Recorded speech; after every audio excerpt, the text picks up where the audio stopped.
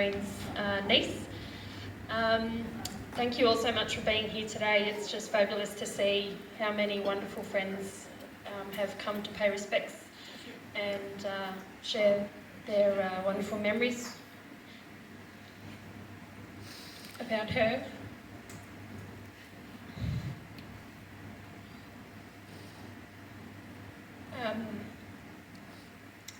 Irene was very much a free spirit and always believed in having fun and having lots of Sauv Blanc, but not Semillon Sauv Blanc because she can tell the difference.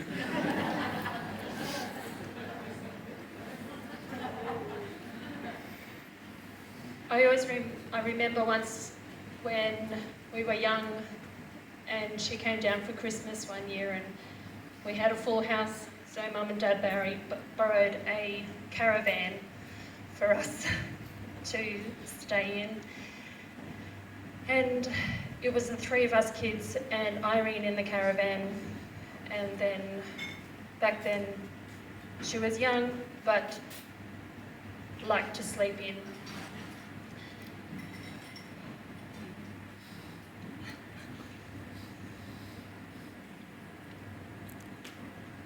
We were also excited about Christmas Day, and when we got into the caravan to go to sleep on Christmas Eve, we got a stern talking to saying that we weren't to wake up too early and drag her inside to open up all the Christmas presents. So 6 o'clock came around and we'd be yahooing inside the caravan. She'd sit up from her bed and say, "Go inside now!"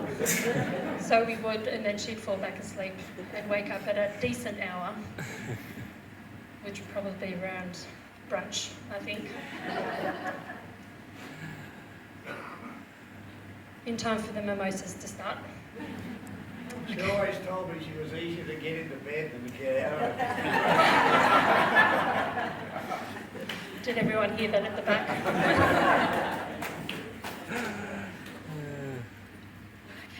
As Dad said before, Yvonne's friend is in Perth and not able to be here today, so she sent an email with some memories which we're going to read out. So this is from Yvonne. I met my lovely friend Yvonne around 1966 in Adelaide when we were queuing up to dance at the Akaba Hotel, and we hit it off straight away. We are both fun-loving people. In 1968, Irene and I, with sister Angela and friends Gloria and Sue, decided to save up and travel to Perth by train, where we spent roughly 2 years and met several good long-term friends. And this is where Angela met Stuart. On returning to Adelaide in 1970, we decided to work for around 12 months, saving up for our next adventure to Europe.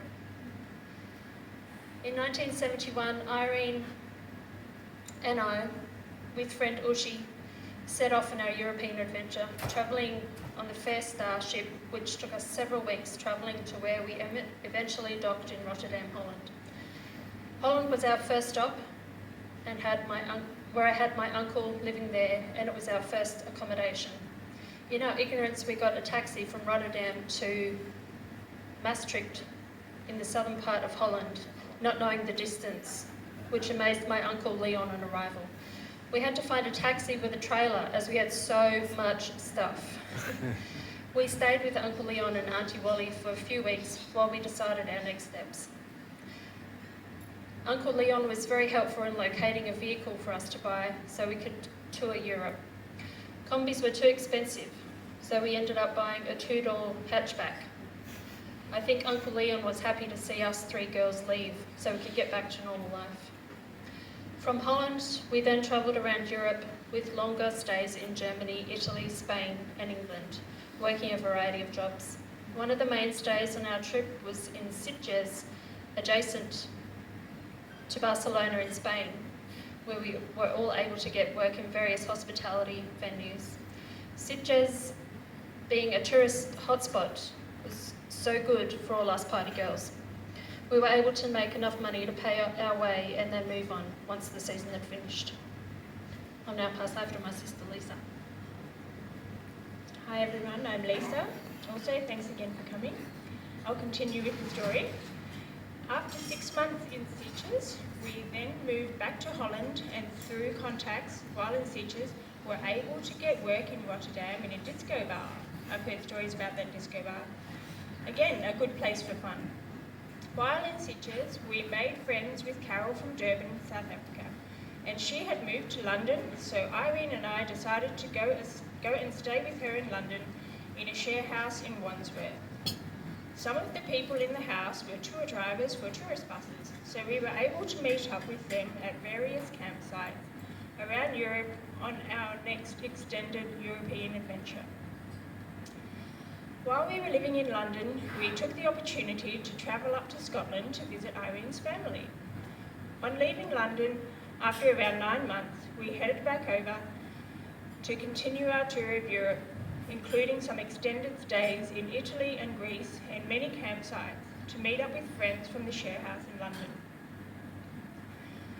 After an exhausting 3 or 4 years away, we all at different times returned back to Adelaide, where we had share houses in Erindale and Henley Beach for several years. Irene then moved to Sydney in 1980, and I stayed in Adelaide and got married. Since then, we have had great times visiting each other over the years in Sydney, Hamilton Island and Port Douglas, living life to the fullest and reminiscing on old times. Irene also visited me and my family while we were living in Denver, Colorado in 1988. Irene has been my best friend over all these years, and it is hard to appreciate that she has gone. She will also always be close to me and my family and friends who also loved her dearly. She was part of the family, and heaven would be a lovelier place now. That was from Yvonne.